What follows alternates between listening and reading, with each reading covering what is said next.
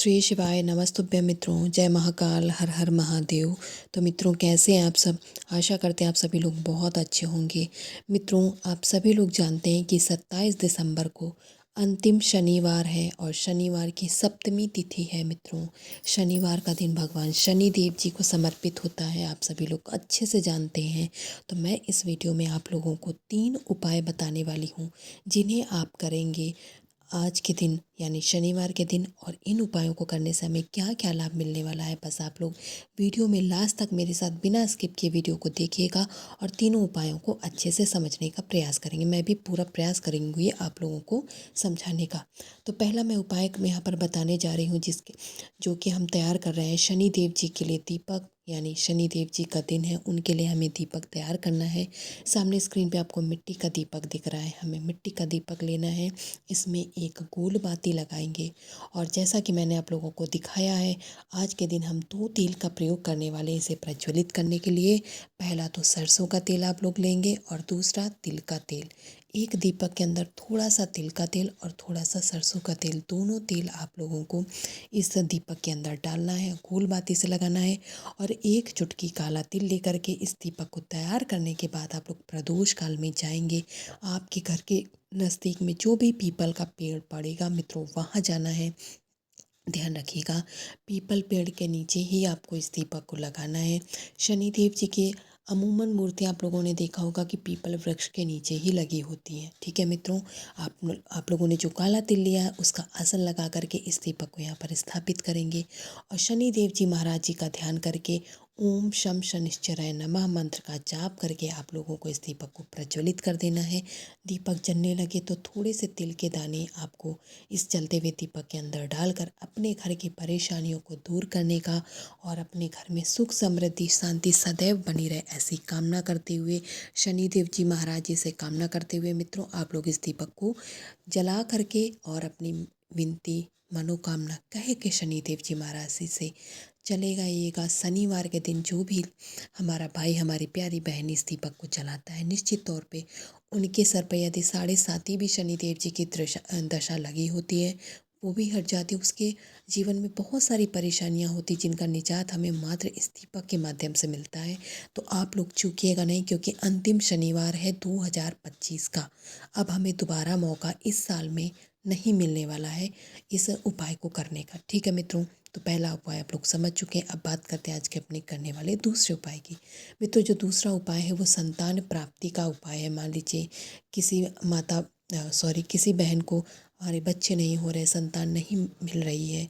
बहुत सारे लोग हैं जो बहुत दंपति हैं आज के जीवन में, आज के समय में, जिनके जीवन में संतान सुख नहीं है। यदि आप उनमें से एक हैं तो आप लोगों को 5 फूल वाली लौंग लेना है। लौंग टूटी हुई ना हो, ध्यान रखिएगा। साथ ही में हमें एक बेलपत्री लेनी है, बेलपत्री खंडित ना हो, इस बात का आप लोग ध्यान रखेंगे। और जो 5 लौंग लिए उसे आपको इसी बेलपत्री में फंसा लेना है। इस तरीके से फूल की तरफ से चाहे नीचे के हिस्से से आपको लौंग को फंसा लेना है इस बेलपत्री में, 5 की पाँचों को। और इस बेलपत्री को इस तरीके से तैयार करने के बाद में आपके घर का जो मुख्य दरवाज़ा है, यानी जिस दरवाजे के अंदर से आप लोग घर के अंदर प्रवेश करते हैं, उसी दरवाजे की चौखट पे आपको इस बेलपत्री को रख देना है। कितनी देर के लिए रखेंगे मित्रों? तो ध्यान रखिएगा, इस लौंग जो आपने फंसाई है इसी बेलपत्री को, कोई दूसरी बेलपत्री उपयोग में नहीं लेंगे। वही बेलपत्री आपको घड़ी में समय दे करके 1 घंटे के लिए आपको आपके मुख्य दरवाजे पे से रख देना है। जैसे ही 1 घंटा हो जाए, आप लोग समय दे करके रखिएगा, जिससे समय कम ज़्यादा ना हो। अंदाजे से मत करिएगा, घड़ी में आप समय दे करके रखेंगे और 1 घंटे बाद इसे उठा लेंगे और इस बेलपत्री को लेकर के महादेव जी की शिवलिंग पे चले जाइएगा।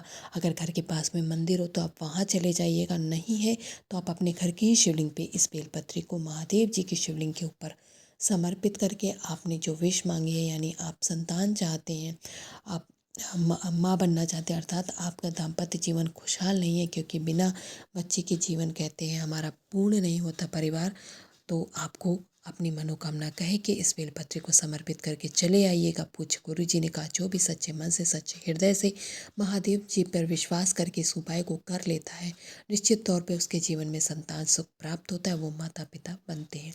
तो उपाय आप लोगों ने समझ लिए हैं। अब हम तीसरे और अंतिम उपाय की बात करते हैं, जो कि हमें रोगों से निजात दिलाने वाला उपाय है। सामने स्क्रीन पे आप लोगों को काली मिर्च दिख रही है। हमें यहाँ पर काली मिर्च एक गिन करके लेना है। ध्यान रखिएगा, कुछ काली मिर्च खंडित रहती है, थोड़ी सी टूटी होती, पूरी अलग नहीं होती लेकिन टूटी हुई होती हैं। तो ऐसी काली मिर्च अगर आपके पास में, तो उसे नहीं लेंगे, आपको अच्छे से एक काली मिर्च ले लेना है। और जिस व्यक्ति के शरीर में रोग है यानी जो बीमार है, उस व्यक्ति के सिर से पैर तक आपको उतारना है। कितनी बार उतारेंगे, उस काली मिर्च को अपनी मुट्ठी में रखेंगे और क्लॉकवाइज डायरेक्शन में उस बच्चे के सिर से लेके पैर तक आपको उतारना है और 21 बार घुमा लेंगे। जैसे किसी बच्चे की नज़र उतारी जाती है, उसी तरीके से आपको 21 बार उतारना है। और जब 21 बार आप उतारेंगे तब आपको एक मंत्र बोलना है महादेव जी का, और वह है श्री शिवाय नमस्तुभ्यम। 21 बार आपको मंत्र बोलना है और 21 बार आपको उस बच्चे की जैसे नज़र उतारते हैं उसी तरीके से आपको इस एक काली मिर्च को उतार लेना है। और उतारने के बाद में अब आपको इस काली मिर्च को लेकर के जाना है। ठीक है, कहाँ जाना, इस बच्चे को अपने साथ मत ले जाइएगा जिसके लिए आपने उपाय किया है।